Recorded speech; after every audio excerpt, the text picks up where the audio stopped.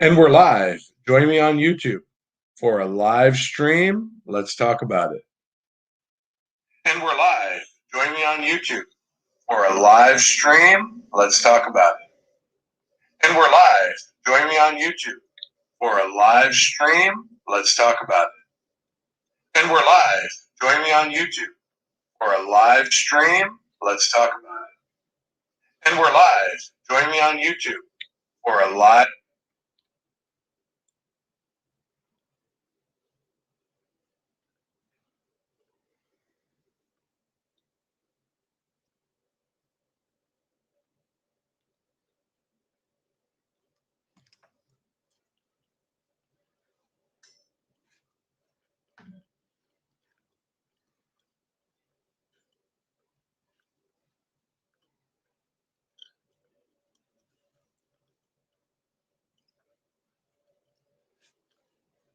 What's up, fellas?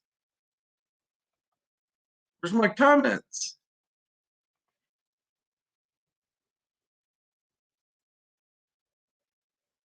There we go. It took a minute. What's up, fellas? Oh, hang on. I got my volume up. I'm over here talking. All right. What's happening? What's happening? What's happening? It's Wednesday. Wednesday in the house. How is everyone doing on this fine Wednesday? What's up, Josh? Ag Tech, Steven, Occupant, Matt Wilson. What's up, man? Matt Wilson. You know what? So I saw you made a comment about that you'd like to have a pen light. I always had so Snap-on sells this. I always had like a Streamlight pen light in my pocket, just in case. Like sometimes I've been in a pinch where I couldn't get to my flashlight or whatever, and I had to grab it out of my pocket, my shirt pocket, and then Snap-on had this light one time, and it had a little rubber section at the top where it didn't hurt your teeth to put it in your mouth. And so I always had that. What's up, Justin Dow? So I always had that in my pocket, but I've always had a flashlight because the pen light just doesn't do it justice. You got to have the flashlight. So definitely got to have both. I didn't get to read your whole comment. I was super busy, man. I was like working on a Volkswagen, and you know everybody's gonna know this, right? It's a Volkswagen Beetle with a leaking thermostat housing, and it's like a 2007. You can't see anything on this thing. You can't. I could see enough from underneath to see that the thermostat housing was leaking, and it had a code for the thermostat. So cool, awesome. And so I told the service writer, hey, when you do this, get me a picture from Volkswagen because there's going to be some O-rings and hoses under there that are leaking that I can't see. And then what happened? No picture. Take it apart before lunchtime. There it is. Boom. Okay, we need 2 O-rings. I don't have them. And now he's like, oh, come on, man. And I'm like, dude, I told you I needed a picture from the dealer. You guys know this, right? Well, Justin doesn't because he works at the dealer, so they have the picture. But if you work in the independent world, you know this. You know this feeling. It sucked, but whatever. And then I had to jump onto a Sprinter. I had to jump onto a Sprinter and get that done. So that was good. Let me scroll through here, make sure I say what's up to everyone. We got Matt Wilson in the house. Steven, what's up, man? Ag Tech Occupant. Justin Dow made it in early. He came in before the end of the show. John's in the house. What's up, John? All right, John. Hey, you smash it, son. But thank you for stopping in to say what's up. That's John right there. Yep, right there, Justin Dallas. And smash that thumbs up. Smash it. Blake's Restoration. What's up, man?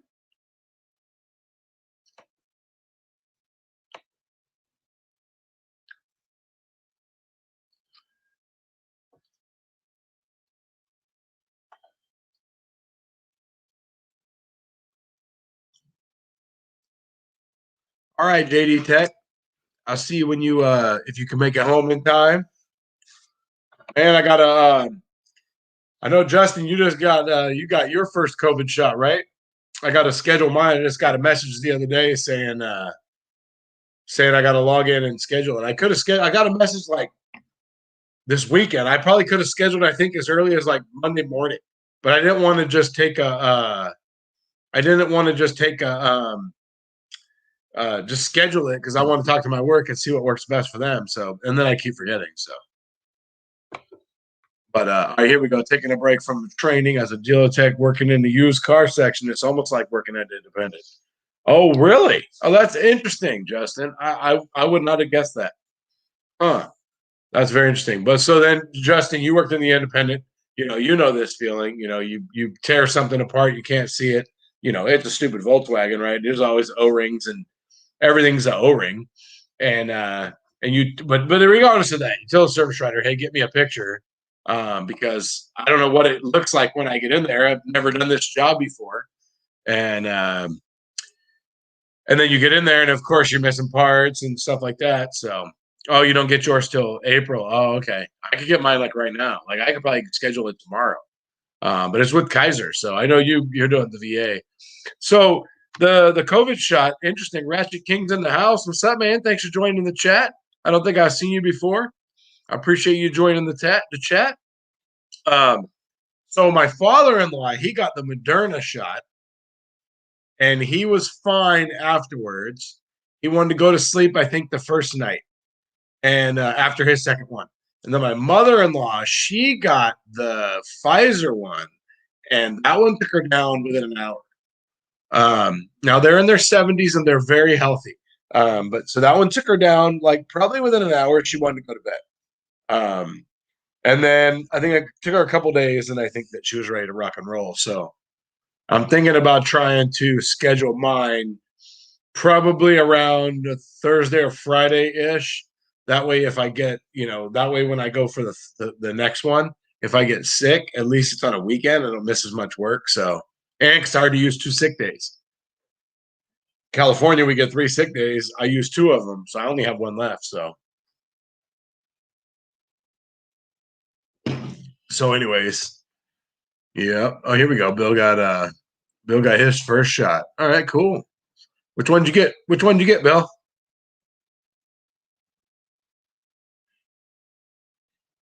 Man, what a week. So funny story. So my service manager, so I had a Sprinter in my stall, and the guy next to me, our fleet guy, he had a Sprinter in his stall. And my service manager was coming in to take a picture of the 2 Sprinters. It's kind of hard because the one I'm working on is a fleet, and it's hard because the whole side of the van is logoed. So you're trying to take a picture of the Sprinter without showing the logo, and so he's got 2 Sprinters, and I was like, dude, man, we should just wait a minute. There's 2 more in the parking lot. We can just pull them all in. So let's see. Okay, so Bill got the Moderna. That's what my father-in-law got. That one seems to be better. So AgTech, my back it's interesting because they told me that what I will notice is today I had a rough day. Today was pretty rough. But they told me that it could take up to 3 weeks to really fully take effect. And what will happen is and so it's interesting what I'm feeling and what they told me, because the way they made it feel was that the way they made me think was that I wouldn't notice anything, and then one day everything would just be completely gone. Like whatever hurt the most, that wouldn't hurt anymore. And for me, rolling over in bed at night is the worst. Like it's bad in the daytime and stuff like that, but rolling over in the bed is god awful. Like that's just, and sometimes it's like I wake myself up crying. I usually, let's put it this way, I wake up every time I roll over in bed because it hurts that bad. But anyways, so but what I did notice was probably like within like 2 days, I felt so much better. I took my kids to the skate park on Sunday, and just going across the skate park, I felt so much better. At work, I feel a lot better. It's better at night when I sleep. I still wake up some, but it's not as painful when I roll over. Last night I actually slept because I told you I wake up every time I roll over. Last night I slept all the way until probably I think 4:30, and then I woke up and then I rolled over, went back to sleep for like a half hour before I had time to get up. But anyways, it is doing better. Today was kind of rough. I was working on a sprinter, doing brakes, inner tie rods, and it's a tall sprinter. I mean, I have a big truck rack, so it's a tall rack. I could lift like the Duramax that I had. I could lift that thing all the way up, and I could be working over my head like this. Like I have tons of room. But we have some sprinters that are, what are they called? Are they cargo panel vans? Is that what they are? When they're taller. But we have a fleet of taller sprinters. This one's actually at 1 ton. I was looking at it and I was looking at the sprinter while I was lowering it down earlier, and I was like, oh my gosh, it's a 3500. I don't think I've ever worked on a 3500 sprinter. I think every one I've ever worked on. I mean, I probably have, because are dualies all 1 tons if you're a sprinter person? Um, because I've worked on dualies a lot, I just never noticed a 1 ton before. It just happened to, because I always noticed the 2500, because when I'm doing check engine lights and stuff, you have to look them up. But anyways, so yeah, so I was in some inner tie rods and stuff. So the vehicle's only lifted up. Like I could do the brakes like standing up, but you're under the car and you're kind of like like that working, doing inner tie rods sitting on a stool. So kind of rough. I couldn't take a break. It was the end of the afternoon. I was like smashing out. Like all the gates were closed, the doors were closed. Like when I got back from the test drive, like the whole shop was closed up because it was 5 o'clock. So Ag Tech is doing better. Just today was a rough day. So Matt Wilson says no shots available in Texas for the non-elderly. That's a bummer, man. Sorry to hear that, brother. Bill's working on a ProMaster. Oh, that's a bummer. Why are you working on a ProMaster? Those things suck. You know what though? I did a transmission on one. Man, it's not too shabby. The transmission was actually not too bad. I was pretty surprised. Looking at it, I thought, oh my God. And then when I was actually doing it, man, tons of room. It was really surprising. So we go to the 2 demos in the house. We were just having a discussion about power probes, and I found out something I didn't know. So I made a video about power probes and how I wouldn't upgrade past the Power Probe 3. So I had a vehicle this week that I was doing some electrical testing on. I thought, hey, let's make a how-to video on how to test, electrical and how to think about things, like, thinking outside the box that can kind of get you an answer, right? Because that's what 15, 16 years does for you, is you learn to look at a situation and go, okay, I have this and this. So that means I can skip 7 steps. And that's what you learn when you get experience. And so little tips like that. Anyways, while I was doing it, my power probe was wigging out, making some weird noises. Now it was maxed out. I mean, I was all the way at the back of this, E150 at the third brake light. So I mean, my cable stretched. Like I thought I was gonna have to get out my extension cable, and I kept thinking I had a bad cable. Go over and check it and make a connection. Check it, and everything's fine, and mess with it some more and whatever. So I got my answer. I finished the video I was doing, and then I was testing a sprinter, and it's a washer pump, right? Not a big deal. Well, the first kerfuffle was rule number 1: make sure you're testing the proper component, right? So I have a washer pump that's not working, and so when you don't have a washer pump that's not working, what do? Well, you just go to whatever kind of electrical component is inside of the washer bottle, right? The first one you see. No, that's the wrong answer. That's kind of dumb, because that's what I did without thinking about it. I went to the level sensor, and I'm testing the level sensor, trying to figure it out. Anyways, after a long time of messing with the level sensor and messing with my stupid power probe that was having a problem, I saw it defecting at one point. So if you ever have something, a car is the same way. If you have a car and it's acting up right now, test it right now, because it may not be acting up later, right? So I get my neighbor's power probe, plug it in, his is fine. cool, do my diag, bam. I mean, it's like just quick because I'm at the right component. Power probe's not messing up. Okay, cool. So I got that thing turned in, jumped on Amazon, and I thought, you know what? Let me just take a minute and look because I've I made my Power Probe 3 video. I've had some people make some comments, and I've talked to some people, and so I thought, let me just look at what other options there are because I know the Power Probe 3 ES or EZ or something like that. There's a new Power Probe 3. I guess the screen. Dave, one mechanic, told me today that we were talking about it, and he said that he ordered the EZ. I think it's the EZ, and the screen. I think it. Somebody told me it tilts up more. It's in color. You could see like the whole screen. Um, and then there's Power Probe 4 and stuff like that. So I looked it up. Now I'm in a pinch, right? So nothing's worse than having to buy a tool like right now. I don't have time to look around, shop around. So I took a minute, went on Amazon, looked it up. Power Probe 3, $121. Just a straight up Power Probe and the one cord. That's it. I don't need the extension cord. I don't need the cigarette lighter. I don't need any of that stuff. All I need is the actual Power Probe.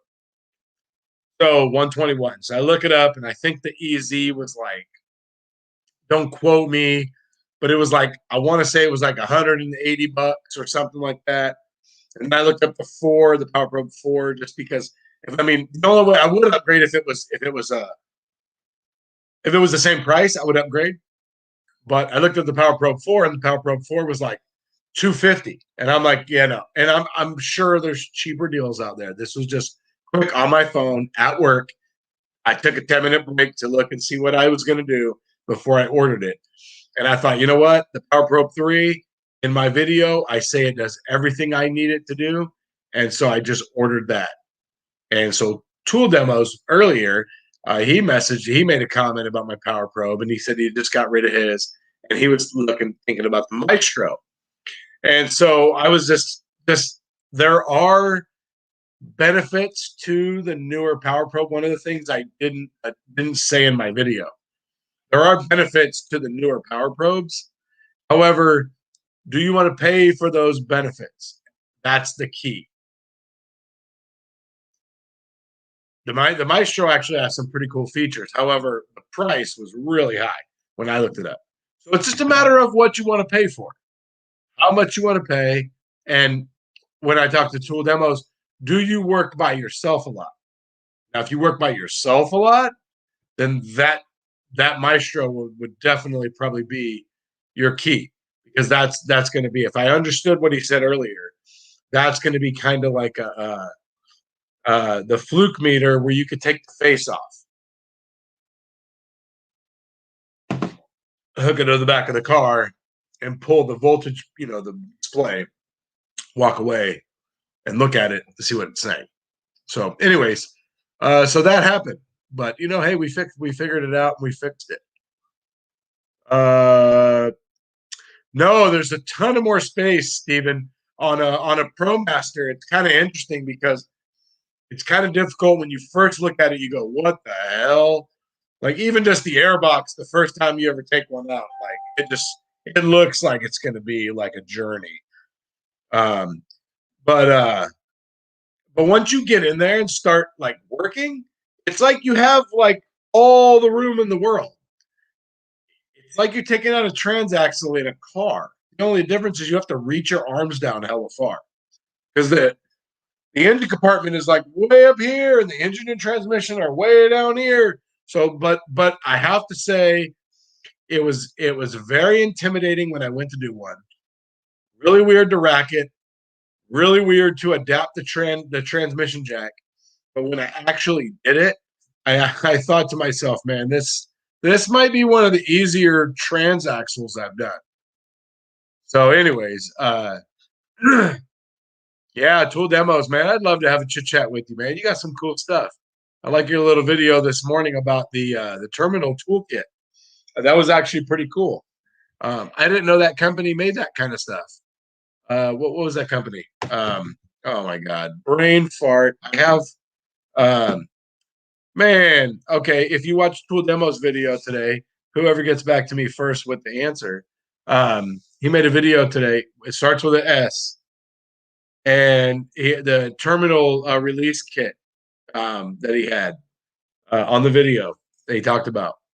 Oh man, I have a kit of wheel lock removers. No, it's not Cornwell. You said Cornwell, but what's the other company? Steelman. There we go. All right. So Steelman makes. Well, I have a headlamp from Steelman, and then I'm pretty sure they make a wheel lock remover kit that I have at work. But anyways, he made a really cool video. Some really cool stuff. If you guys don't watch, if you guys don't check him out and check him out, and he has some pretty cool stuff. Tool demos. Definitely, I like his content. Very cool. You throw your wrench. You turn and open up the cooler and get a beer. Oh, the nose is off.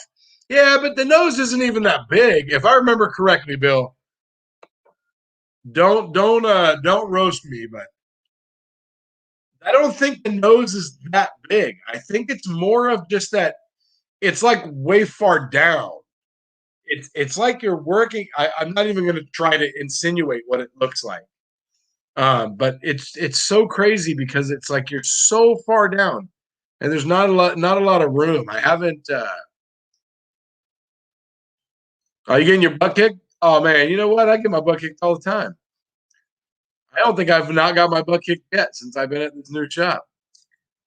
So here you go. I have not. I have the Power Probe 3. Not your go-to. So what is your go-to?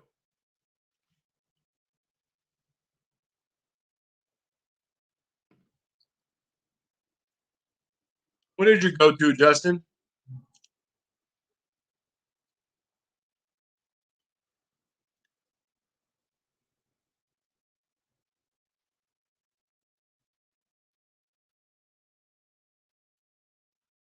Oh, you know what? A Power Probe 3, man. Okay, hang on. Let me make sure I read this right. It's not my go-to, but it comes in handy if you know how to use it effectively. I don't. So I go to a meter or test light. All right, so it's real simple. Go to my YouTube channel and I have a video, and it's called Power Probe 3. And I tell you all about it. All the functions you need to know about a power probe, I tell you about it in that video. But actually, the power probe is actually pretty simple. And the cool thing about it is, I actually tell you when to use it. And this is the most important part. Listen up, kids at home, when not to use it and what you don't want to use it for. That is the key to. I've worked with a guy and I watch make mistakes, right? So you watch younger guys with less experience make mistakes, disconnect connectors without checking voltage and back probing connectors and things like that. Using power probes to check PCMs and so you learn that kind of stuff. So that's just years of experience. So tool demos, that sounds like the Maestro definitely sounds like that's going to be your tool right there. Yeah, yeah, Justin. Let me shoot you a link. Hang on, give me 1 second, guys. I will be right back.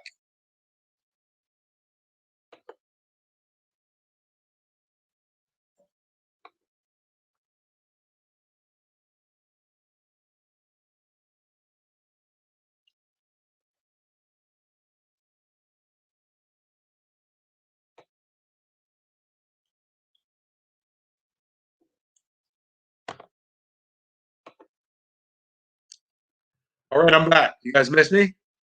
I missed you guys a lot. Hang on 1 second. Let me oh, hang on. Let me give me 1 second, guys.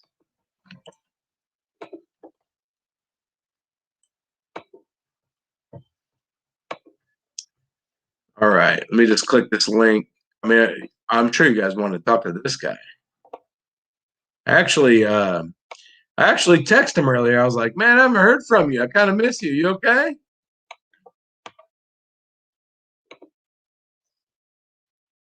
All right, there you go, Justin. No subject. You're that special. I just got to hurry up and get it out there, man.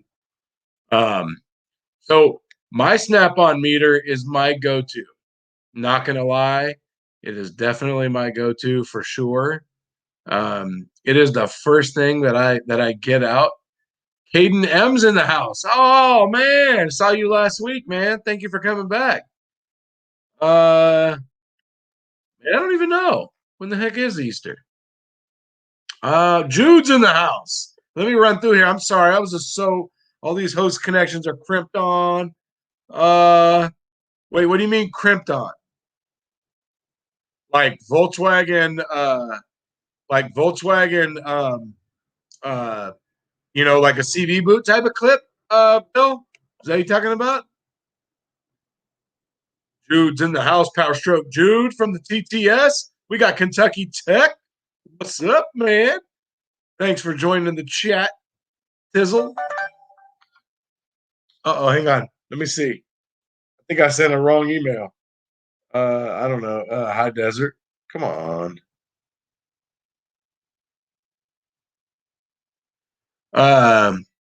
Sorry, I'm trying to get Justin a thing, and I guess he has lots of emails because he just messaged me like, "Hey, what email?"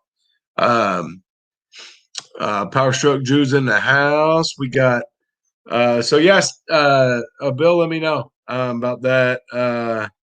Yeah, don't let the smoke out, man. That was actually the reason I made that video right there. ETR Garage. What's up, brother? And then Blake's back. What's up, man? Oh man, Blake, that was really cool. That thing you shared on Instagram with the under the tables with the tailgates. Man, I really like that. That was really cool. If you guys didn't see that, man, go check out Blake's Restoration. And he's got and he's oh my God, you're still handsome. And then Blake's a really cool thing from a few days ago. We posted a thing about under the benches were tailgates. You see that, Justin? What'd who say? Blake's Restoration on Instagram. He said once he gets his shop going, it was I think it was a picture, Blake. Forgive me. I think it was a picture, but under all the benches were tailgates. You would open up the tailgate instead of having doors. And he said he was going to do that with all the when he gets his shop going. Only thing I know is that I still owe that man a $50 Harbor Freight gift card. That's what I know.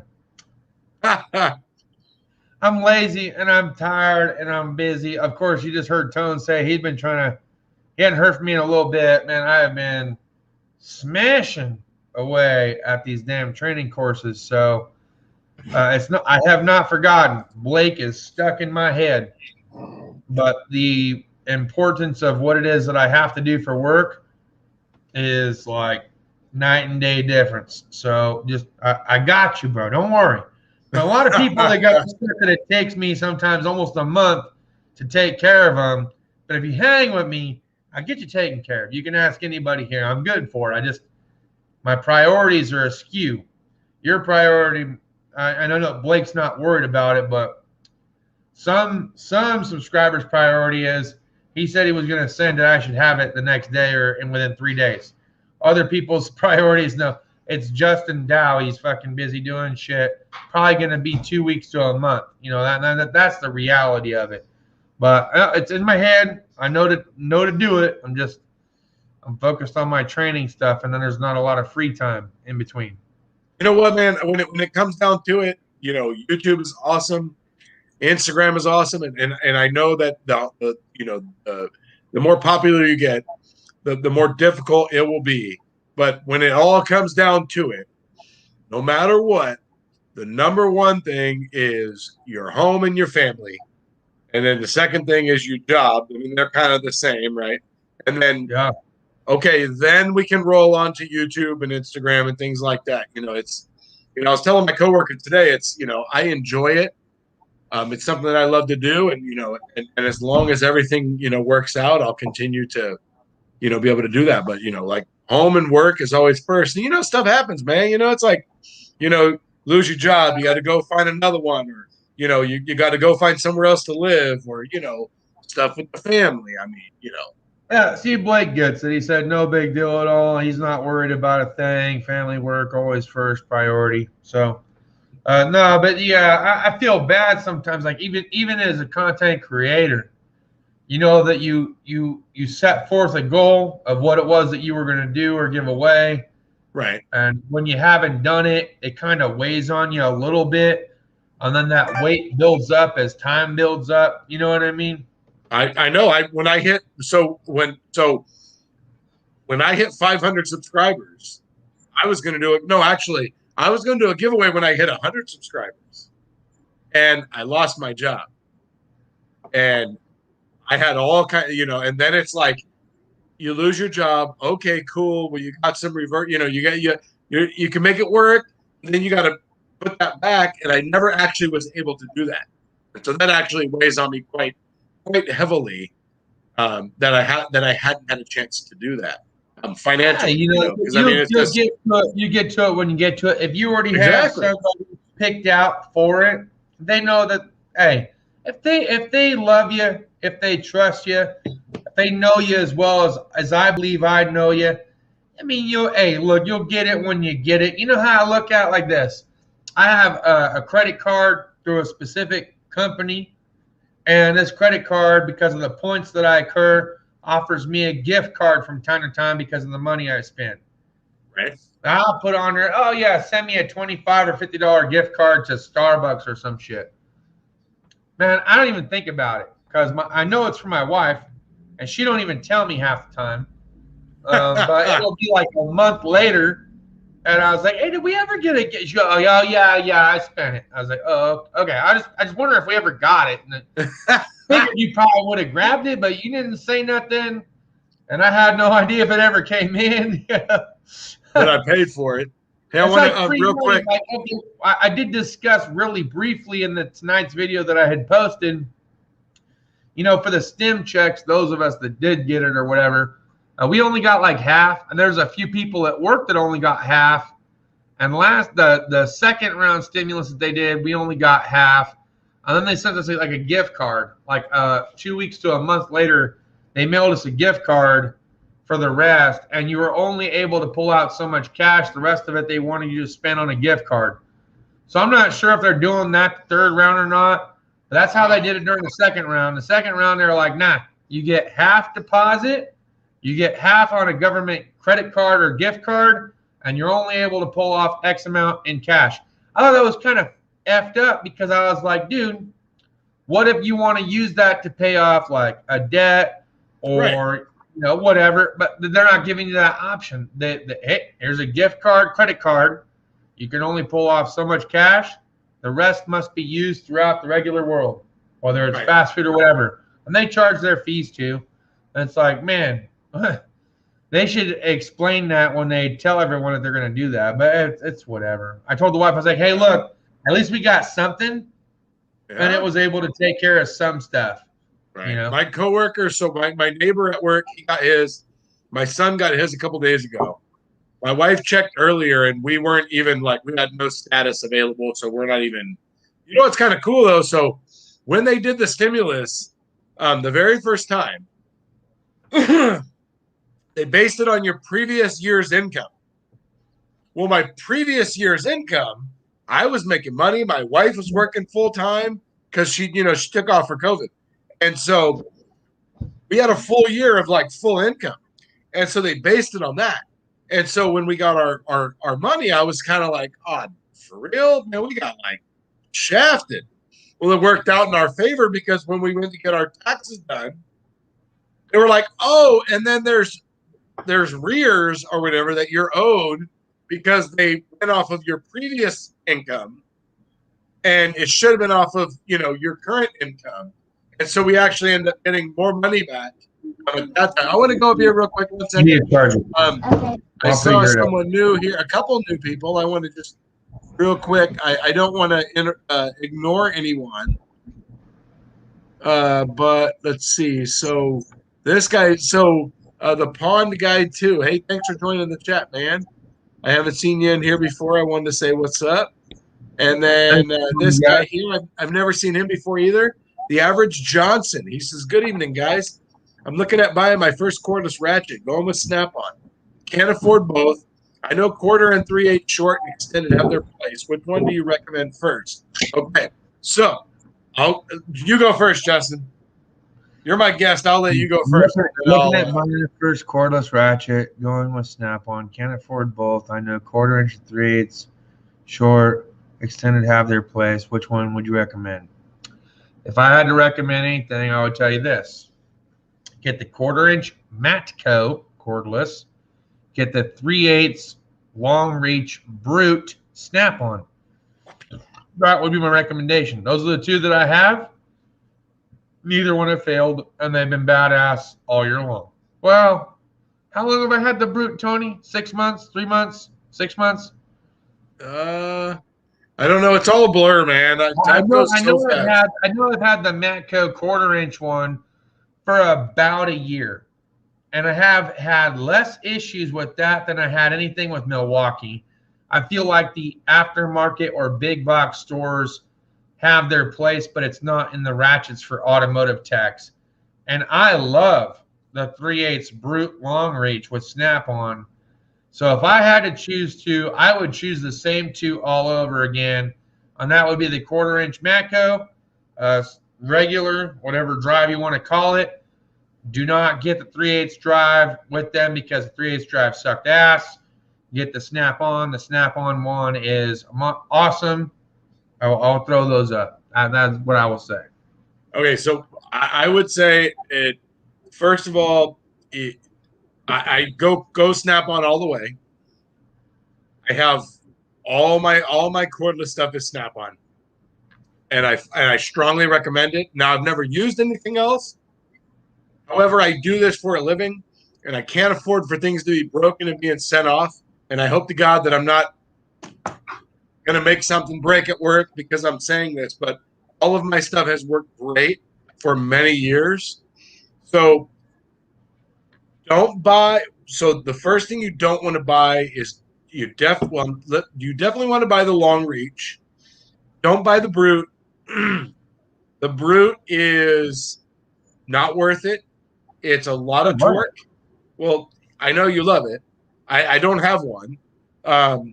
But I don't care about the torque. I care about the speed, because so today I'm taking off a whole fender and front bumper on a Volkswagen Beetle. Okay, it's 18 bolts all the way around, 18 T30s, and there's a couple of them that are right by the hood, and I had to use my cordless ratchet to get them. So I took out the couple, and I thought, damn, this thing's slow. It's going to take me forever to get all these out. So once I got past it, I got my 3/8 impact from Snap-on and then zipped the rest of them out. So if I had a Brute, it would have been even slower. So not by much, though. Well, but it's slower. But it's slower. It doesn't matter. Now, remember, I'm doing T30s, taking off fenders and bumpers. Yeah, that's something I don't need the torque there. But the thing about now that depends too. Let's pause it for a second. Now that depends too. Is your T30 a 3/8 drive or a quarter inch? Because if it's quarter inch, that's why I say Matco, because Matco runs like a 2-stroke, whereas this Snap-on's more like a 4-stroke. It's a 3/8, but okay, so I would say either. Okay, so if you do a lot of dash work, if you do a lot of, you know what? It's really hard to say. I can't decide between a quarter and a 3/8, but you definitely want to get. If I went in order, what I would buy is I would buy either the 3/8 or the quarter long. I wouldn't buy the Brute. I don't own one. I wouldn't buy one unless like somebody gave me one. I wouldn't physically buy it. I have my long 3/8. I love it. It works fantastic. You can also use it as a ratchet. It breaks things free. So I would either get the 3/8 long, quarter long, and then whatever you don't get the next one. And then from there, I know you still want to put on your list the normal 3/8, because there's going to be a lot of times that you don't want to use the long 3/8 because you're going to break something. but you need a 3/8 ratchet. And Let's so I actually will get my 3/8 regular ratchet out and use it when I don't want to break anything, because the long one has a lot of torque. It will break some shit, even not the brute. But do not buy the quarter regular length. I have the quarter. What? Power Stroke Jude said, chemo, bro. And then, by the way, read his last two comments. Oh, wait, hang on. I got to get there. Hang on. I was talking here. Let me see. Yeah, I know. He just texted me. He goes, tell Tony, read my last two comments. And I scrolled up and it said the brute. And then the other one was the average Johnson. Oh, there you go. Right there. There's the answer right there, average Johnson. There you go. But don't buy the quarter regular length. Only buy the long quarter. I have the quarter regular length. I bought it. It's my very first one I ever bought. I have not used it since I bought my long quarter. Don't buy it. It's just not. It's a waste. So we'll just go with that. Read that there, and take that. My quarter, even though my 1/4-inch SP air tool was fast as shit because of RPM, I found between all the cordless products that I had tried out that the Matco standard length 1/4-inch ratchet cordless, even though a little bit slower than air, was still faster than any other product, and the durability was there. Now, the reason why I say the brute is we were talking about speed versus torque. So like my Capri torque spit master socket set with e-torques and torques, the T30 is actually a 1/4-inch. Really? And I have a T30 and 3/8 that was a Mac that I was gonna give over to Power Stroke Jude, and I used that for years, but I could never find a 1/4-inch and T30 anywhere except for Capri tools. And I put that on my little Matco, and those T30s, they ain't torqued down that much. So for that 1/4-inch Matco runs like a Ray Thick, and it's the bee's knees. Now for Snap-on, yeah, that shit's fucking slow as shit. But with the brute, what I like about it, say you want to, say you do, like most guys do, you get it going, and then you touch it, right? And you grab on. Yeah. That brute's so strong, it cracks things loose. So I like the brute for the long reach for that reason. Right. No, I know. And that would be something that if you had a ton of money and you were going to buy it. See, I would buy if I didn't have my long reach and I knew everything I knew right now, I would still buy the long reach now. First. That's what I would buy first.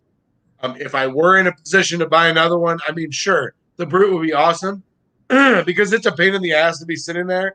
And then here's the bolt. And hang on. And you're like, and trying to get it to lock on to get that initial breakaway torque, because you got to get it going, right? It's not going to break it.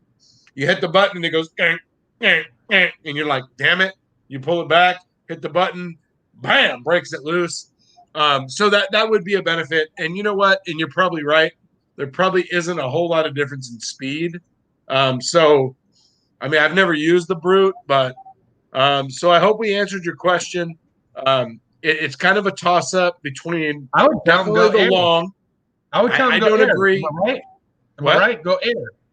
If you're not sure, but you need the torque and you need the power and you need the RPM, go air, right? Well, but he's looking to get into the cordless.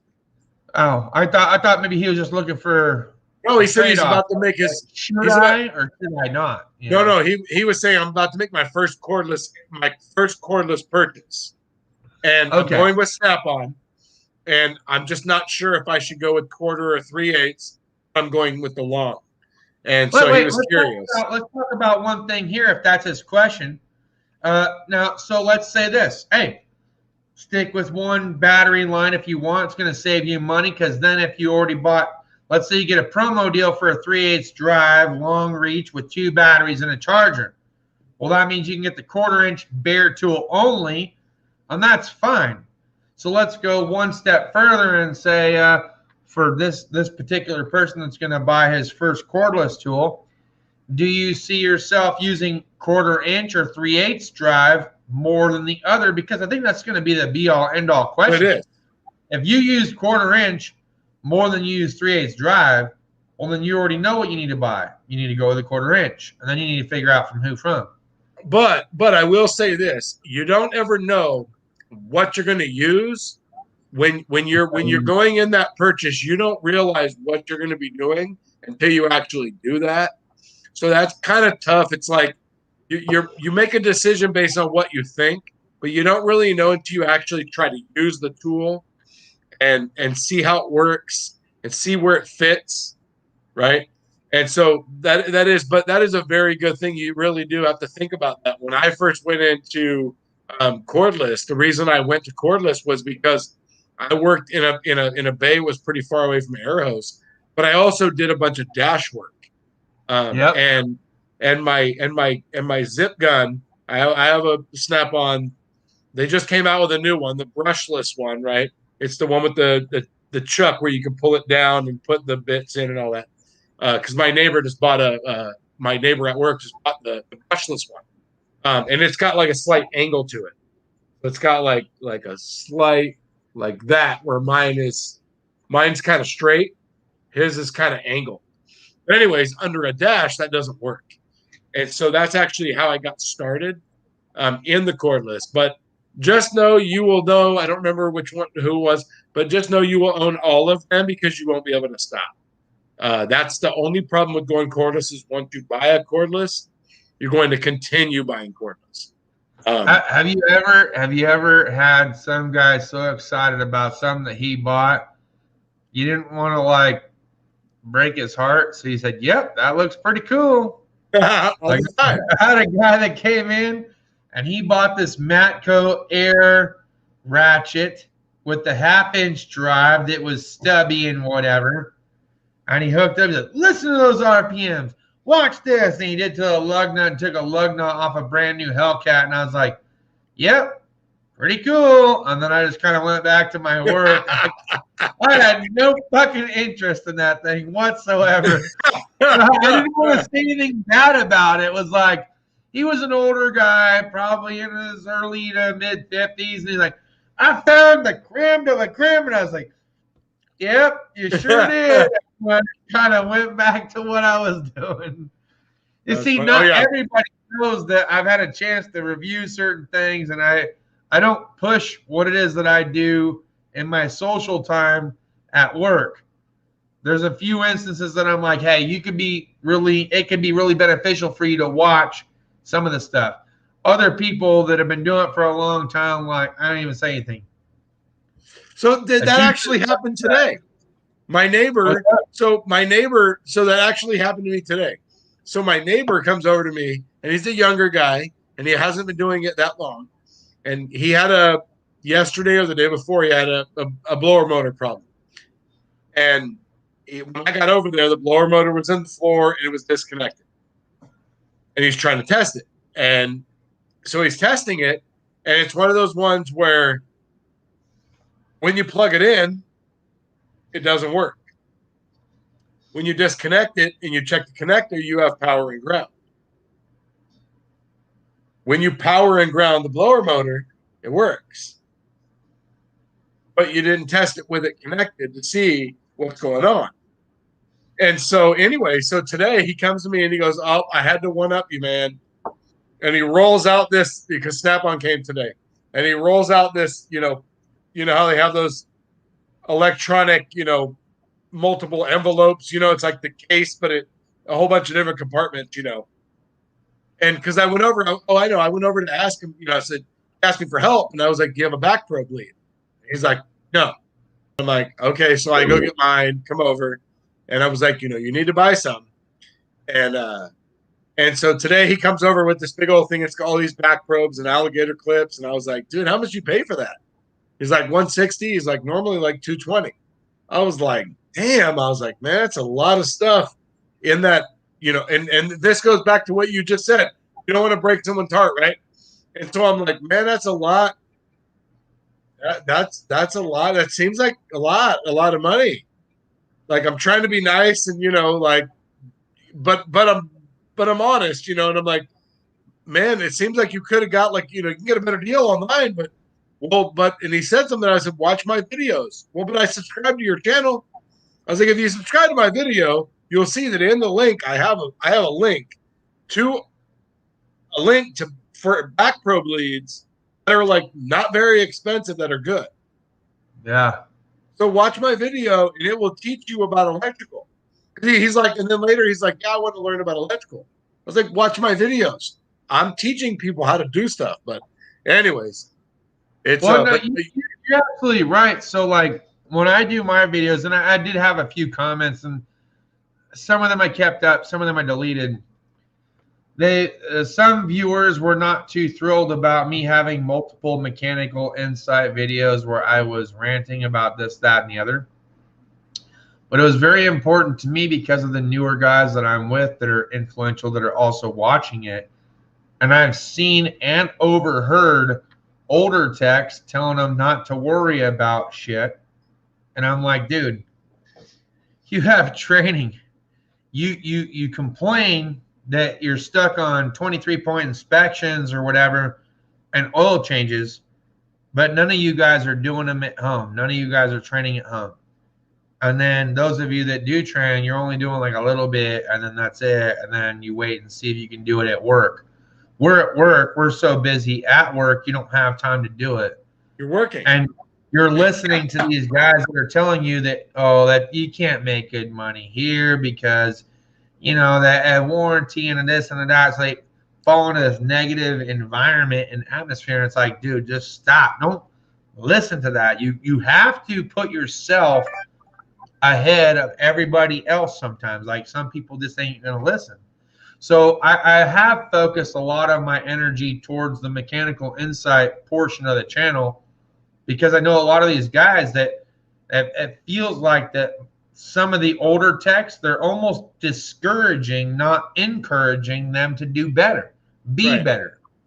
And I'm like, dude, no, look, I'm here, I'm back, and I'm back with a vengeance, and I'm taking care of fucking business. This is how I roll. You want to roll along? You're going to get leveled up. You want to do something different in oil changes and PDIs? You better fucking start following along with what it is that I'm doing. That's the only goddamn way it's going to happen. Some people say, well, you're coming off as an arrogant prick. Maybe, but you know what? I'm an arrogant prick that fucking makes his hours. Well, and that's exactly what the fuck you need to do.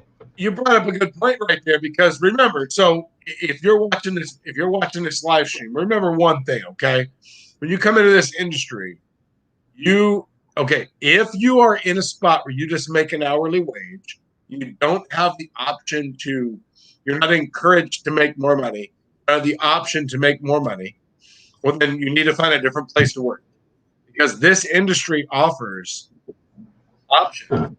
Most places will give you incentives to your pay, whatever, to make more, to perform more, to do better, right? Because if you allow people to milk the clock, there is, believe it or not, a lot of people that will milk the clock. Yeah. You give them the opportunity to do a little bit more. There's a lot of people that still won't do more, but you have that option. And so places in this industry, they have to light a fire under your butt and encourage you to work a little bit harder, encourage you to try to get that job done a little bit sooner. How do you do that? You can make more money. How can you make more money? Well, if you're in the dealership, you can go to training. You can perform this. You can do this. You can do this.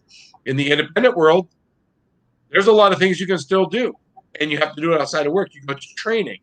You go to training, and you go to training, and you go to training, and you learn, and you listen, you take notes, and you go to work, and you try to apply it every chance you get. And you go to training some more, and you learn, you take notes, you pay attention, you listen. You don't listen to your neighbor who's just like this in your ear, just bullshitting because they don't want to be there. You have to go to these trainings like you want to be there because it's going to further your career and your knowledge. Go ahead. I was going to say it does depend on the independent shop that you're with too. Like I even had tried to tell my independent shop before I left, I'm like, look, this is what I want to do. And I'm not trying to be a dick. Money is not an issue for what it is that I'm trying to do. but either you're going to be able to take me there or you're not. Like, I want to learn how to do this. You've made it pretty clear I'm only here to do this. And from the heavy line aspect, I don't always get a chance to make my hours. And my hours at the independent shop were way different than they are at the dealership. See, at the dealership, they calculated day by day throughout week by week. The way the independent shop rolled was is that if the job is not gone home, you don't get it. So I could have done 2 engines and 3 transmissions, but if only 1 engine and 1 transmission went home, I sit on the back burner until those things go home. So now, then I don't get my hours. Now, see, that's screwed up. So the way it should be, the way I'm used to seeing it in most shops is once the job is completed, done, ready to be picked up, you get paid. Now, if the customer doesn't pick up the car for, 2 months, you have to lien sale it, whatever, it's not my fault. The car's done. You should get paid for that at that time. Now, that is, see, now that says a lot about where you worked because that also, when you talk about independent shop, there's also different levels of independent shop. I am just by my resume highly decorated. So when I go apply at shops, I don't apply at. I only apply at the better shops, the ones that wouldn't do that. What you said, which is where you said you're trying to get. But I wouldn't work at a shop like that. Now the one cool thing is I have worked at a couple shops where they used a program called Auto Vitals. In Auto Vitals, you can put a percentage of the job that you finished. And so let's say it's the last day of the pay period and you yank the motor and you're 50% done, you can put 50% and get paid for half the job. That's actually kind of cool. Now, they did not do that at the independent shop. Yeah, they do that here at the current dealership. That was the biggest difference. They do that where I'm at, and most of the shops I've been at, it's not always known like that you do it. I mean, if you're in the middle of a 6-hour job, you're not getting paid 3 hours. That's just not going to happen. Now, if you're in the middle of a 15-hour engine job, something like that, okay, cool. Maybe you didn't make your hours. And then what happened at the new shop? So we weren't super, super busy. And definitely I haven't made hours since I've been there yet. But anyways, so we're super slow, kind of coming up, and I finish, and I'm on an Audi with timing change up. Well, that thing was a lot of hours, a lot. And so when it came time for the end of the pay period, they asked me, "So how long do you think you have left on the job?" And I was like, "I don't know, like maybe a couple hours, probably till lunchtime." And they're like, "Okay, cool. So we're going to give you 2 hours." So basically, they wrote off the other 28 hours. Oh shit! I mean, it didn't matter because I didn't make them on the next pay period, but still, not yet. But yeah, but you have the opportunity to hustle and make some money. And you know what? And you know what, Justin? You made a point. You said you got to do a little bit more. Is give someone that opportunity, and then you find out what level of drive they really have. Because I've worked with, I would say probably, upwards of 80, probably closer to 90% of the people that I've worked with were okay with what they were making without putting forth any more effort. Right. Probably 85% of the people I worked with. And I've worked with a lot of people. I mean, you worked in a dealership, so you worked with a lot of people too, but a lot of the people that I worked with were okay with just making whatever their hourly was, and that's just. And then you know what? And there's you can and see that's where it's like I'll give a quick little advice, and that's it, nothing else, because there's nothing else you can do for a person like that. If they're okay just going to work and pushing a broom around or I know it's not what they're doing, but you know what I'm saying. They're pushing a broom around and they're punching out at lunchtime and punching in after lunch and then punching out at 5, and they're okay with the pushing that broom. And hey, you can't light a fire under someone's ass that doesn't have, you know, the drive to push themselves like you and me. Hey, I got the drive. Let's get it done. Yeah. Let's make some money. So I'm cool with that. Like I said, I mean, for me, it's like, look, I mean, it's not that I'm antisocial. I'm very social. I'm not alienating anyone. For me, if I absolutely need help, I'm absolutely going to ask for some help. But what I'm trying to get across to guys that are younger and up and coming is, without actually posting complete figures, I'll tell you this: I fucking worked my dick off. I have been working my dick off between training and doing work at the shop, to the point where within my first week, I made almost $2,000. That's a month worth of work at the independent shop. And in 2 weeks, I made almost $4,000. That is like 2 months at the independent shop. So without actually giving those specific figures to them, all I'm trying to tell them is, look, if you work hard, you dedicate your time, and you're focused on your hours, you can make pretty goddamn good money.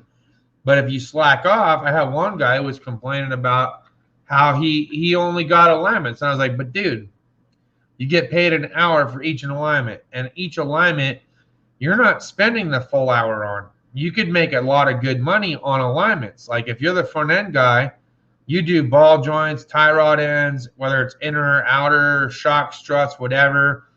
You put in some of the eccentric fucking bolts, and then you go do the alignment. Dude, you got like an 8-hour day that you should be able to possibly do within 3 to 4. So what are you complaining about? Yeah, I mean, you get a lot of alignments per day. And I could see how that might get old, but you hit your bonus. You're making a shit ton of money. What's the problem? What's the problem? I mean, yeah, you don't have to worry about the dumb shit like earlier today, and I did it in a video, but we'll talk about it. I had, as being a relatively new to the diagnostic realm, I had to chase down 4 different computer modules to find out what the problem was for a CAN bus no communication code. Took me like 4 or 5 hours to do, and we only got paid 1 hour. It ate up most of my day. I had to rip the interior apart, the exterior apart, the rear end apart, the front end apart, drop skid plates. Like, I was in it and I was invested, but I only got the 1 hour. So it kicked my ass. Today I had a timing belt job that I had to do. Hang on. Before you go for it, did you learn anything from that 1 hour that you got paid and the 4 or 5 hours that you lost? Yeah, it takes a lot longer than 1 hour to fucking diagnose that shit. I mean, did you learn anything? Like, did you learn any shortcuts? Did you figure anything out? Did nothing came of that job? There was no shortcuts involved. Oh, okay. I mean, literally, like. Oh, you were having to disconnect modules to see if you had communication. I had to lift up the entire center console, disconnect the shifter, pop the shifter handle off, get it onto the CAN bus system. When that didn't work, I had to go to the rear. I had to take the spare tire and all the accessories out to get to the DTCM. When that didn't work, I had to put the vehicle in the air. I had to go to the RDM. I had to disconnect every connector from there. When that didn't work, I had to drop a skid plate and disconnect all the shit that went to the PTU, all to find out that it was a bad DTCM.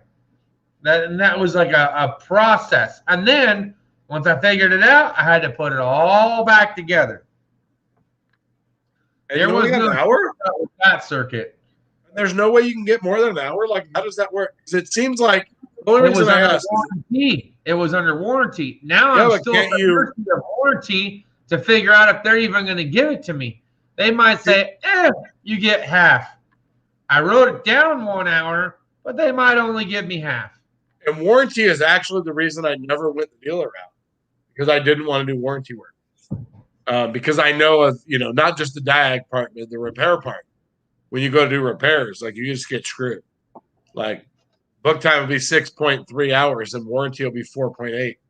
And you're like, oh, okay, yeah, okay, I can see how you could do this. If you've done 22 of them already and you had all the tools lined up and you know exactly how to do it, that's the only way. So let me run through these comments real quick because I did have a Hellcat rear end covered under warranty that went out that we're replacing, and it pays a total of 1.8 for removal and installation.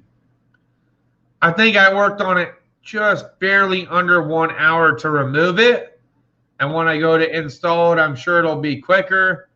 So I'm probably right there with the warranty time. So there's some things that you're going to be right there, even if it's your first time. And this is my first time, you're going to be right there. And there are some warranty jobs that you're able to get done exponentially, done quicker. There are some warranty jobs that you're just going to get your butt kicked, and you can't avoid it. Yeah, that's true. All right, let me run through these comments real quick because I want to kind of catch up real quick. So Quinn S, thank you for joining the chat, joining the stream here.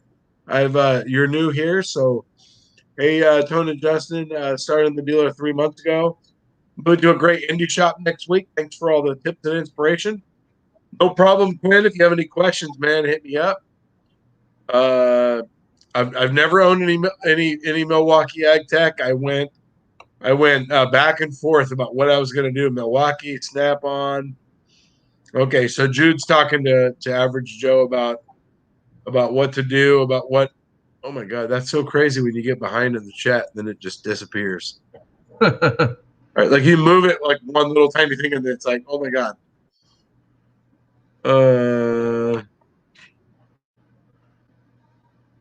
There you go. Everything is like an asshole. Everyone has one. Everything's different.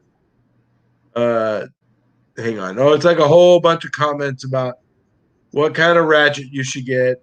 You know, my oh, there we go. Dezeni, what's up, man? Or Davion's in the house. Back to the ratchet thing. I mean, really, the best advice I give you is stick with one company because the batteries and chargers and all that crap are expensive, and you don't want to go and get a whole bunch of different kinds, you know, because then you have a different charger, you have different batteries, and like Justin said, you know, you can get a promo deal where you can get 2 batteries. So I bought 3 full kits that had batteries and chargers, and then a couple that were naked. So I've got I have 3 chargers, but I have I don't know, I like 6 batteries or something. But I have a lot of stuff that all works in the same batteries. So best welding helmet. Oh my God. So I haven't welded in a long time, and I gotta say this.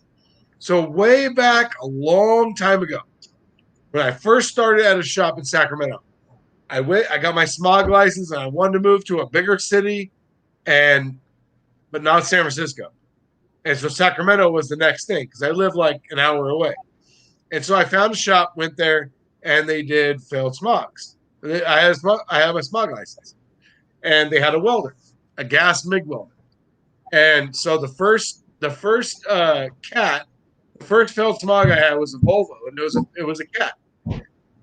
And the boss took me over, put a piece of pipe in the bench, expanded another piece of pipe, put the 2 together, started to weld it. Said, "Okay, now you try." I started welding, and he said, "Okay, see ya. Practice, and then just weld the cat."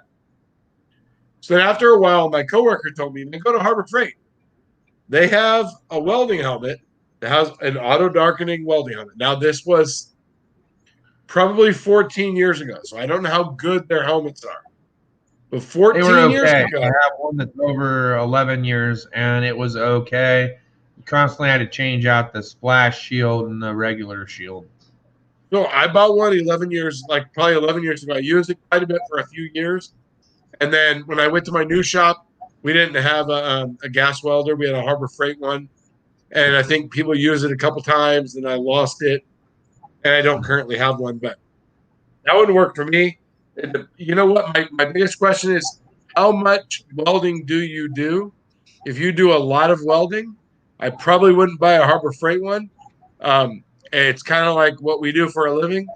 If you do it a lot, you don't want to buy cheap stuff because it just costs a lot more to have to go and replace it. And it's just I'll go one step farther and say, yes, buy the cheap of the cheap, but don't buy the Harbor Freight one because now the Harbor Freight ones cost just as much as Tractor Supply. oh, they That were one right 20 there. bucks.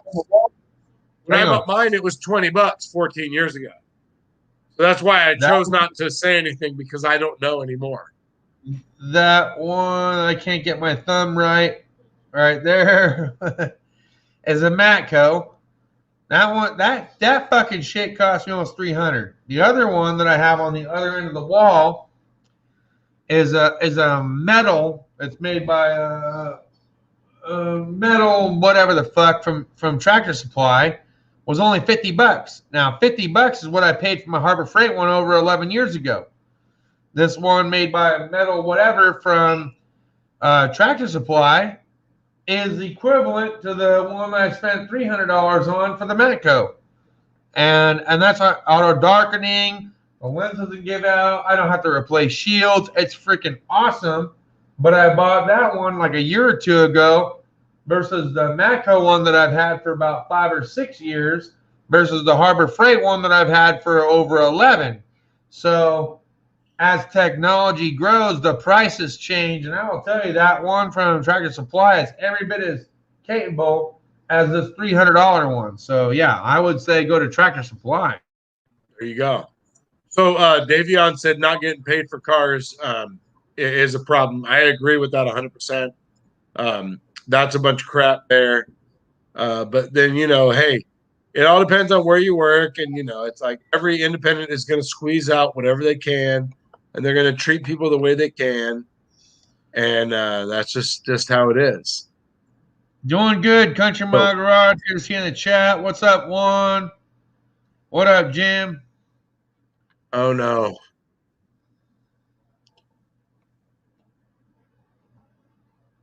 How's my connection, by the way?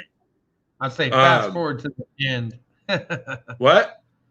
I say if you need to, just skip down to the end of the comments. That way you can catch up quicker. No, I meant how's my connection with the internet? Yeah, you're doing good. We're having big problems at my house. It's just that we're like. So check this out real quick. I don't want to wrap this up too much, but so my house. So crazy thing is, and this is kind of like that whole like I brought my car in for an oil change and now my engine doesn't start. So my internet's been kind of crappy, not real happy. We have AT&T, and I was on the phone with T-Mobile because we've been having problems with T-Mobile in my house. We can't use our phone; it's cutting in and out at different times of the day. So I called T-Mobile, and in my probably 3 days of it's when I was off for my back. In my 3 days of being off, or whatever, I was on the phone with T-Mobile. I found out they have their own internet, and I was like, okay, cool.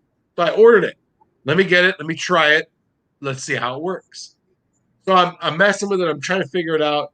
It doesn't seem like it's working that great. Things aren't super great. My wife's upstairs texting me going, Hulu's not logging in.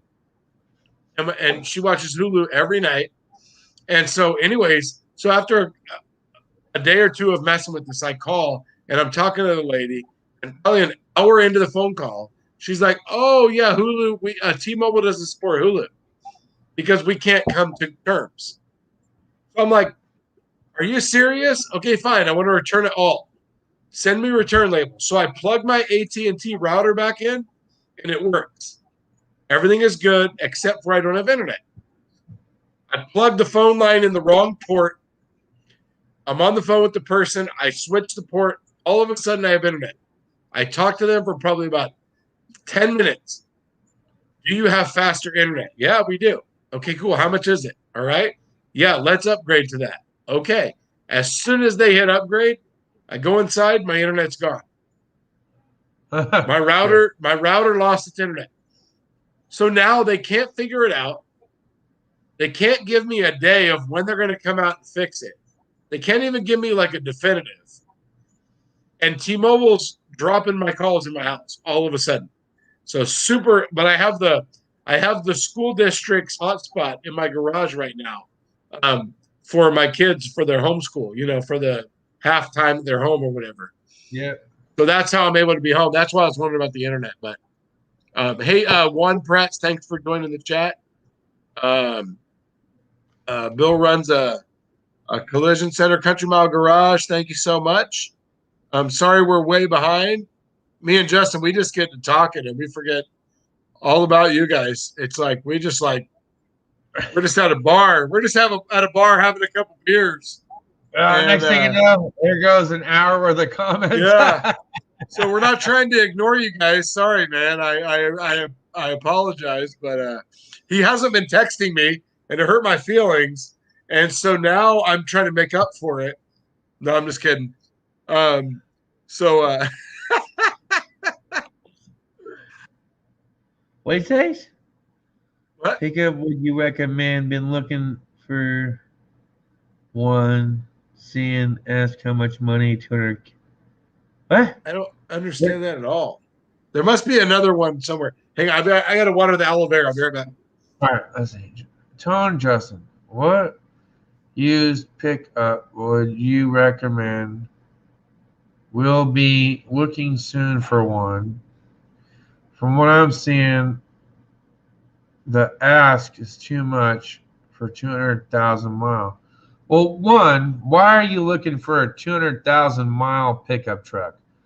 For two, if you're looking for a pickup truck, why are you fixated on the actual mileage? And if you are fixated on mileage, why wouldn't you buy something that had under 100K or right at 100K? Because if you go above 200K, and this is on a gasoline engine, you're just asking for repairs. I mean, in my opinion, that's what I'm looking at. See, like my truck has 107,000 miles. It has a notorious oil consumption issue. I'm actually considering of going to diesel. But if I do, I'm actually considering to not get Chevrolet, which is what I've been a part of for all my years of wrenching. So it's hard to say that Chevrolet is not in the books. So it's like, is the diesel the same or is it different? Because the gasoline side of me says that I'm going to have to replace this engine in about 45K. So I don't know, man. I'm just telling you, like, I don't feel like it's a smart move to look for a pickup truck with 200,000 miles on it. Oh, hell no. Now, if you were looking for a pickup truck that was around 80 to 100, maybe. If you get a GM, you're still looking at problems within 50K, and you might not be so happy if you have to put an engine in it after 50,000 miles of use. Plus, what they do to the transmission? Do they service it correctly? They do the fluid and filter? Like, you got to ask yourself a lot of questions. I would think at this point, you should be looking for something between the 50 and no more than 100K. Not be looking for a vehicle at 200K. I mean, unless you're going with an old Shawnee, C20 or C10. Okay, well, for that, then you'd probably be all right. But if you're talking brand newish and you're looking for something at the 200K mark on the gasoline side, you're just asking for problems. Unless you go to diesel. Diesel, they don't even really start breaking in until 250K. So you kind of got to weigh your options here. And that's my opinion. Well, I missed that conversation. So Mike Scott, I just saw this. How did you make out with the 6-liter H-Pop, your old boss's truck? Is that for you or for me, Justin? You're not working on this. What? Oh, the H-Pop. Yeah. We replaced it. It worked out great. We sold it. Done deal. Oh, okay. I was like, wait a minute, H-Pop. Well, the only thing that was like in question was the turbo. The turbo was going out. The guy that was best friends with the shop owner said he wanted to put a turbo on it. So before completing the entire process, went ahead and replaced the turbo. So there you go. You know what else you can do? You can just take the turbo apart and clean it. What was wrong? Yeah, it was or what? Puking oil. Oh, no, never mind. If it's puking oil, no, never mind. No. Dude, like I was thinking like a sticky boost I pump. set the turbo down and like a quarter of a quart of oil just dripped Out of where? out of the turbo. Which part of the turbo? There's The four. neck. There's what? You take the turbo off. You got an inlet and outlet.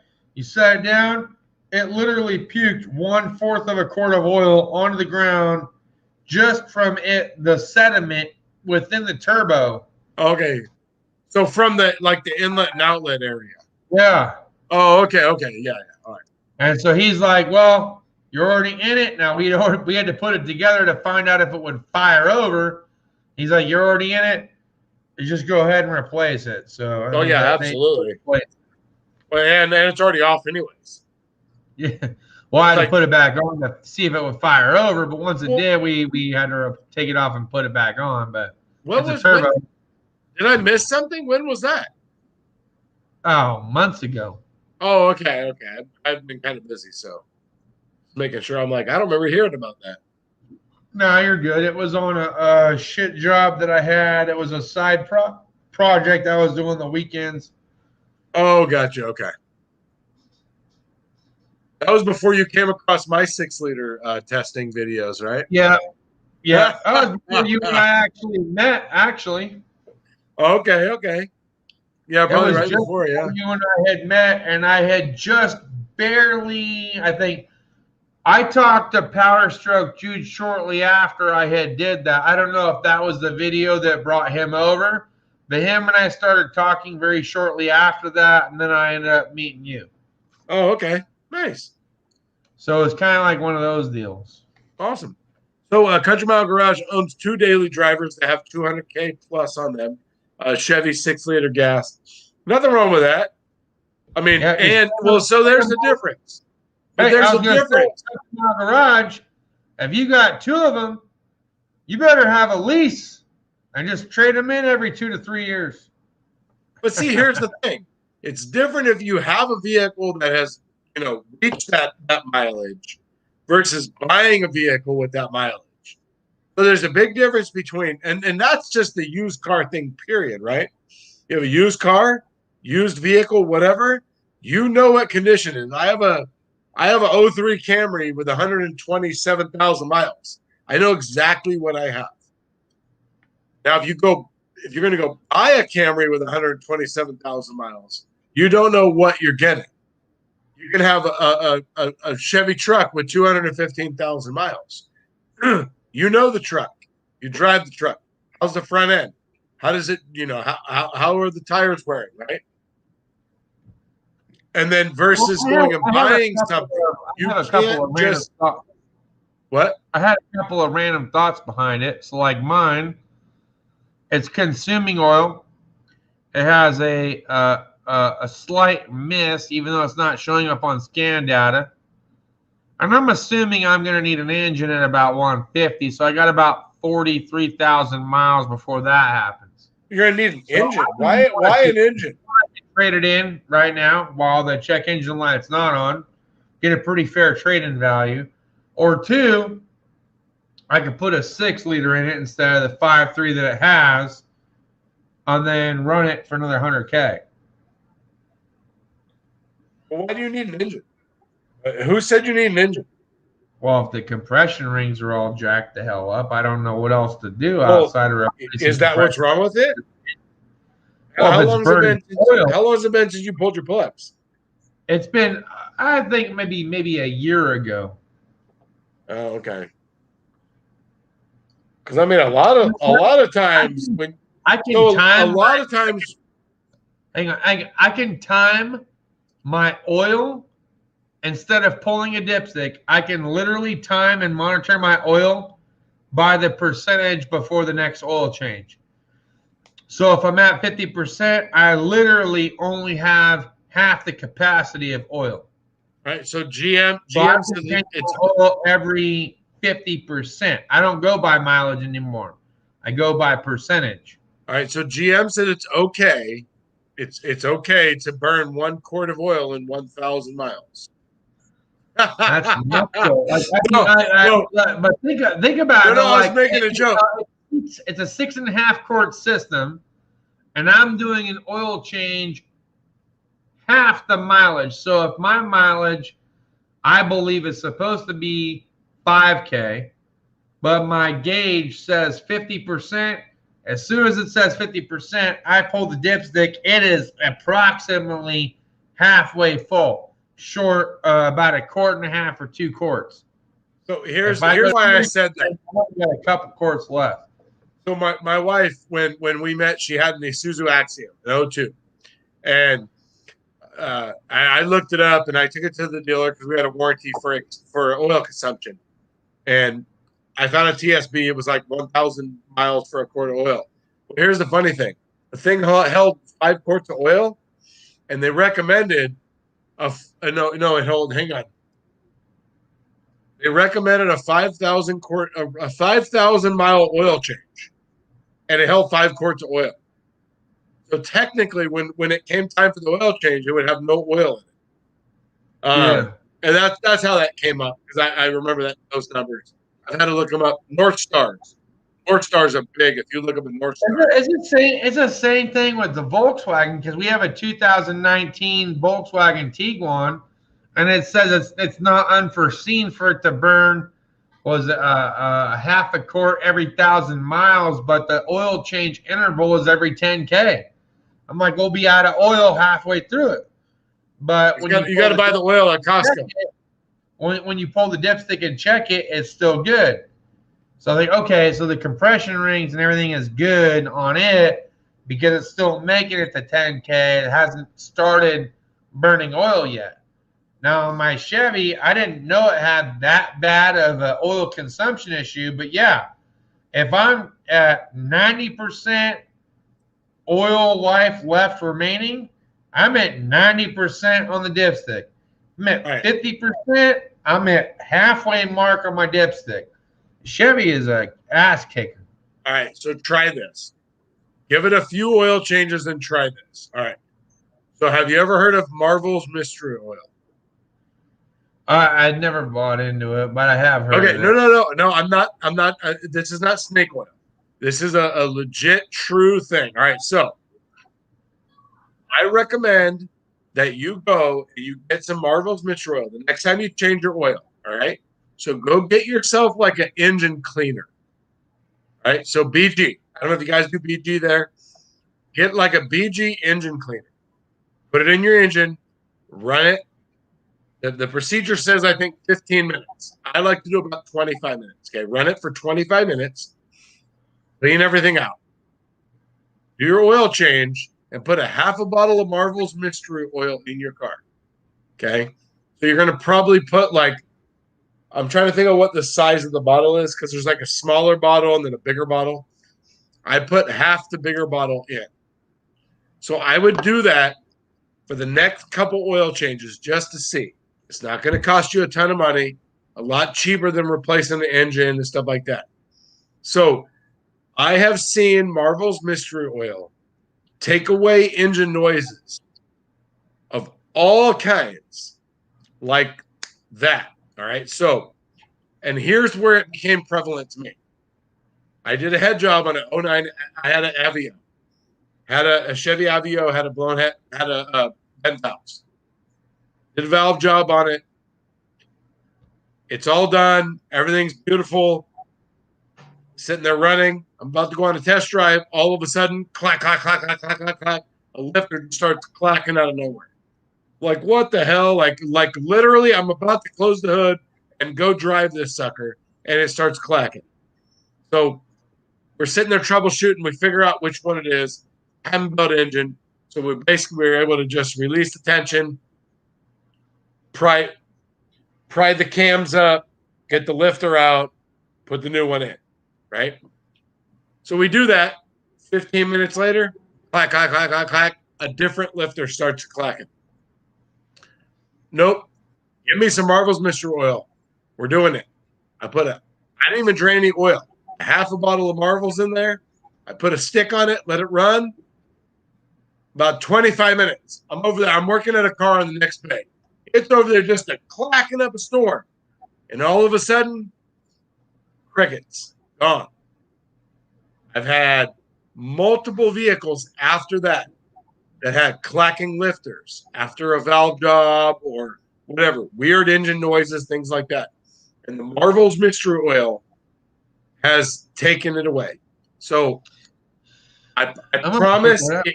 it can work. I'm not saying it's going to. I know Seafoam works too. I've heard Now, people I pouring will put a Seafoam in their cylinder. I will put an extinguisher to that.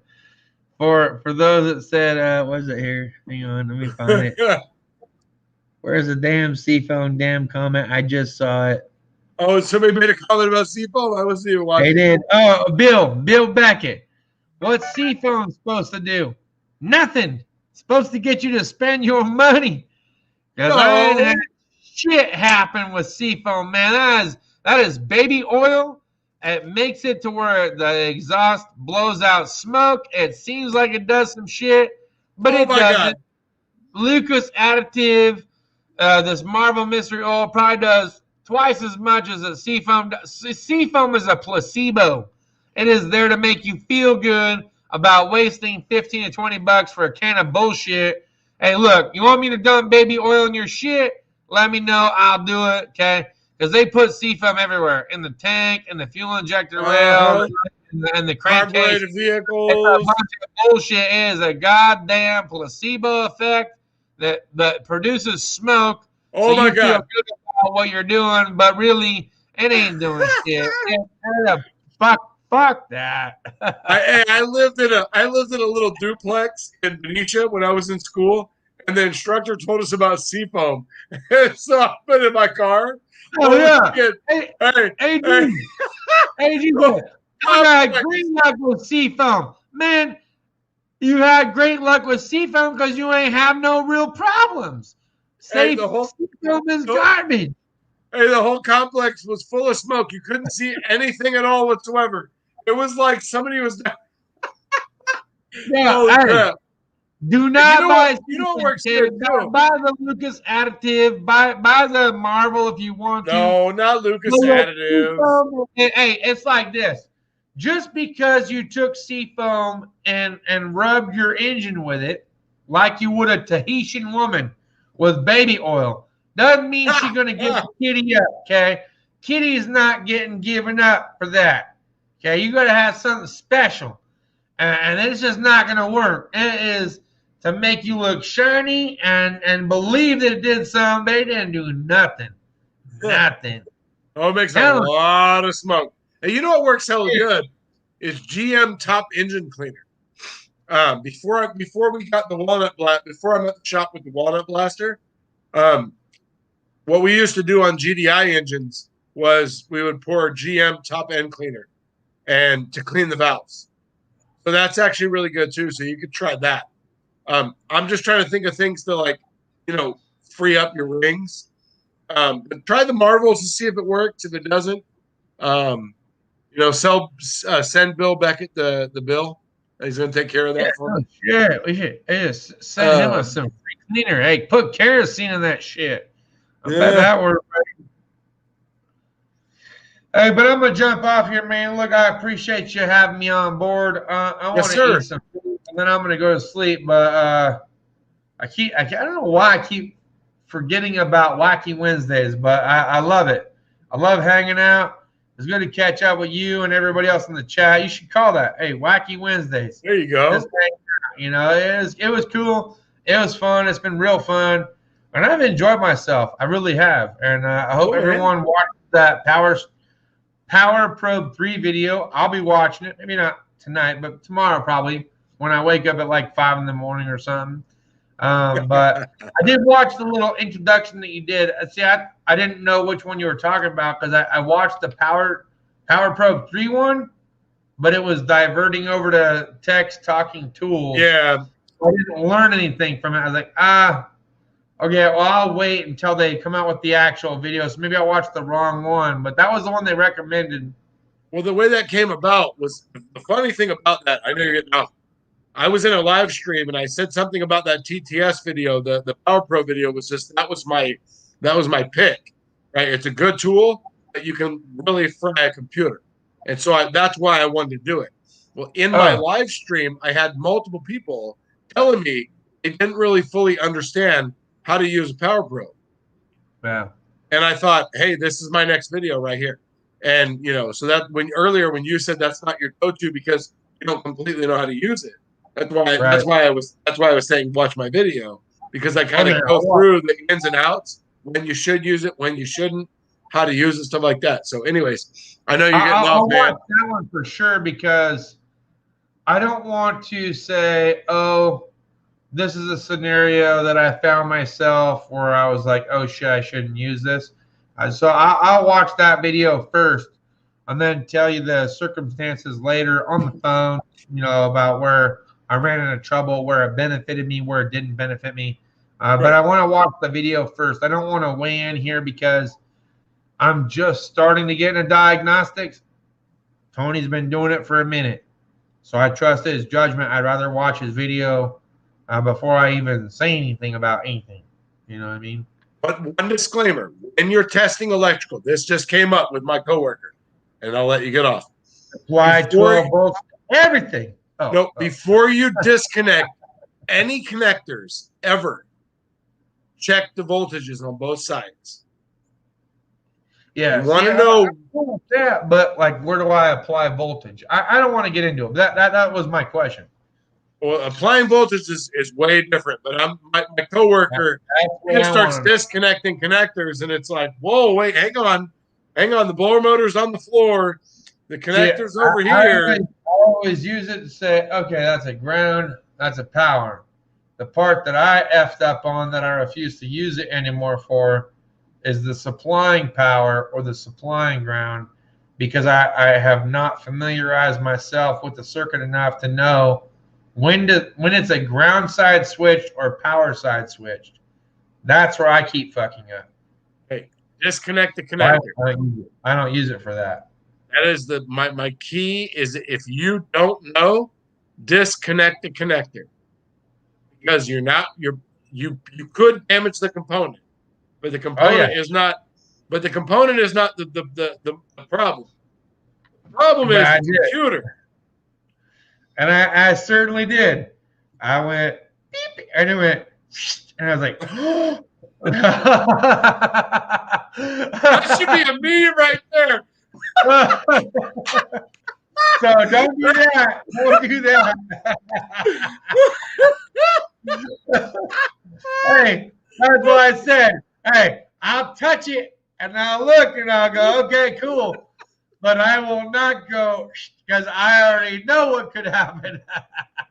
All right, but just remember, always test before you disconnect connectors, because when you disconnect them, things change. Look at a wiring diagram before you push power, or call me. Yeah, I still wouldn't recognize it. Somebody got to tell my dumbass not to do what. Hey, just call me. You know what I'm saying? I'll tell you what to put power to. That's right. Put power to all of it. All of it. Just start. Hey, I'm getting ready to supply 12 volts. No, don't do that. Hey, I'm going to supply now. No, don't do that. Something. Oh, that's funny. All right, man. All right, man. Thanks for having me on. I appreciate it. Yes, sir, man. Well, have a good night, buddy. You too, everybody else. Cheers and deuces. All right, man. Have a good night. All right, everybody. I'm back. Our special guest has exited the building. So I'm sorry I got wrapped up with Justin tonight, so I kind of missed you guys' your comments over here. I really hope that I didn't miss anybody that was really hoping for me to address. That right there is supposed to make smoke, Bill. That's what it does. It makes a lot of smoke. Pour it in your fuel tank, pour it in whatever. It makes a lot of smoke. I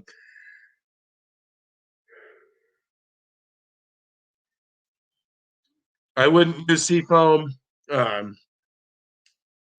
Yeah, small motors maybe, but not cars, trucks, things like that. You don't really want to use the seafoam. I would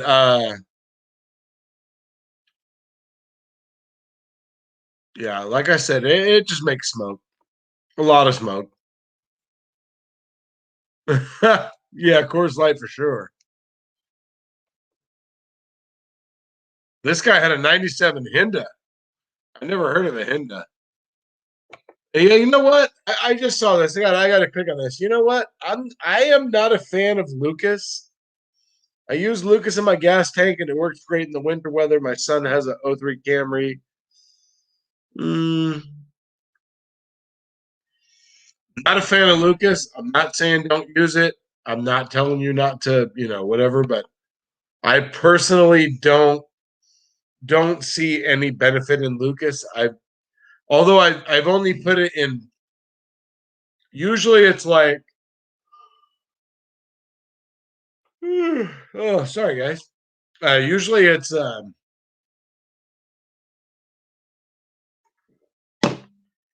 power steering, things like that people want us to put it in. So, but you got to remember, man. Look at what Lucas.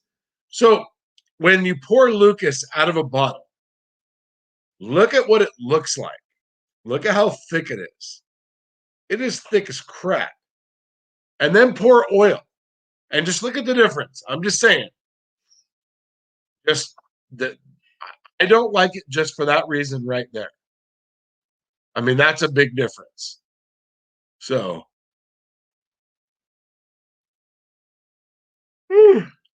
man, I'm tired. Man, it's been a crazy day. But we made it here. It is Wednesday night. I want to say thank you so much for joining the chat. I appreciate it. My friend Justin was on for a bit. Usually he likes to sign on right about now, right when I'm going to get off. He comes on and says, "Hey guys, what's happening?" Um, so happy he got on early. Oh look, Gary joined the party. What's up, Gary? Thanks for joining. I hope I didn't miss you earlier. Oh, I'm not on much longer, buddy. I'm going to get on like probably just a couple minutes.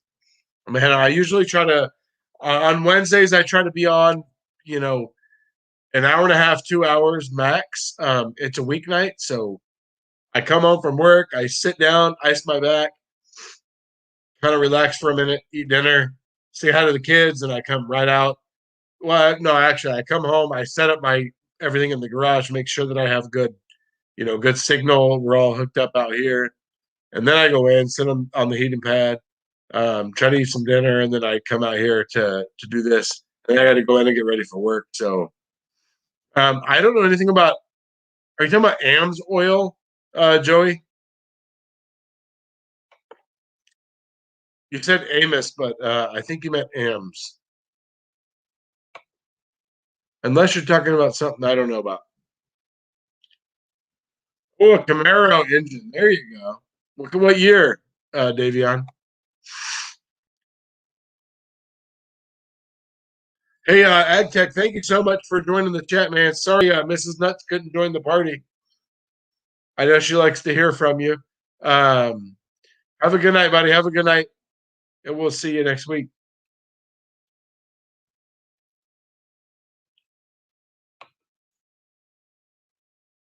Yeah, Amsoil. You know what, Joey? I work in a shop where we do everything the right way, so it's kind of hard to say. No, I didn't mean to say that other things are the wrong way, but we put the oil that's supposed to be in there and things like that. I have put Amsoil and Lucas and things like that at a customer's request, but I don't know anything about that kind of oil or anything like that. I would put what the manufacturer recommends, or go find a really good shop that knows a lot about that stuff, that can give you some insight about everything and not just try to sell it to you, like whether you should do it or not. So I don't really know the answer to that. 2012. Yeah, that's no fun right there. Isn't that the one with the little short front end? Yeah, those things suck. Well, okay, hang on.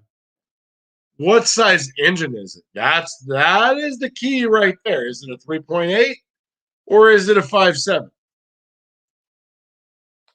Oh, baby engine.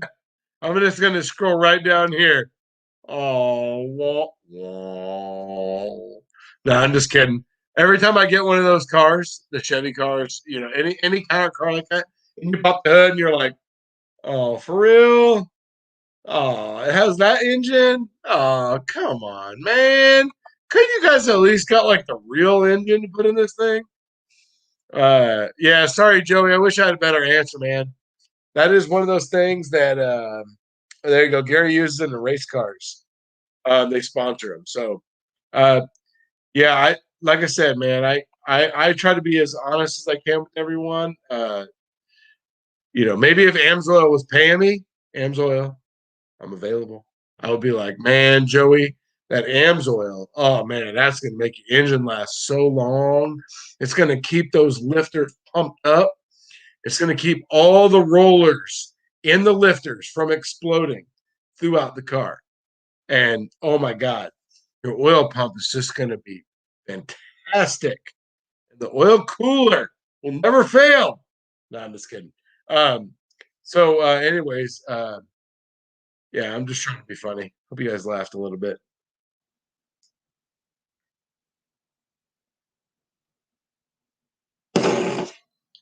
Anyways, that's not a bad engine though. 3.8. At least it's small. At least you're not having to deal with a little tiny, a big engine.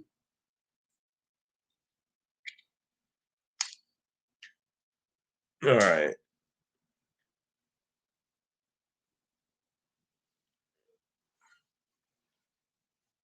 All right, guys. What's like 8:20 here? I'm about to bounce out. I got a busy day tomorrow. I gotta oh man, so check it out. I got a cool milestone. If you've ever worked in a shop and you went to a new shop, this is a really cool milestone, and it happens. And it happened to me today. Before I got off, I was working on the Sprinter. And my service manager came over and said, "Here are keys for you." And I'm like, I don't know what the hell's going on. I'm like, I don't know. Is this a comeback? Like, did I screw something up? I don't know what's going on here. What I do? And I can see it's like, okay, it's a Honda key. I don't know. He's like, well, here, it's a valve adjustment that you have to do first thing in the morning when it's cold. I was like, okay, cool. He's like, you recommended it, and they came back. I was like, hell yeah. It's my first recommendation coming back to the shop, and it came to me. So I'm pretty stoked about it. It's just a valve adjustment on a 3.5 Honda Pilot. I think I did like a oil change, or I don't remember. I did an oil change and then I did like a time belt on one. But anyways, I'm pretty stoked, man. It's my first comeback service. So hit that like button if you haven't. I appreciate everyone joining me in the chat. Country Mile Garage, Gary, thank you, Davion. I had a lot of new people that I've never seen before in the chat tonight, and I appreciate all of you. Thank you very much, and I hope you enjoyed the show. I will see you next week on Wednesday. I'll try to keep going on the Instagram, and maybe Friday night I might get on with Justin. But anyways, I will see you guys next week on Wednesday. Have a great night, guys. Thank you so much. See you next time.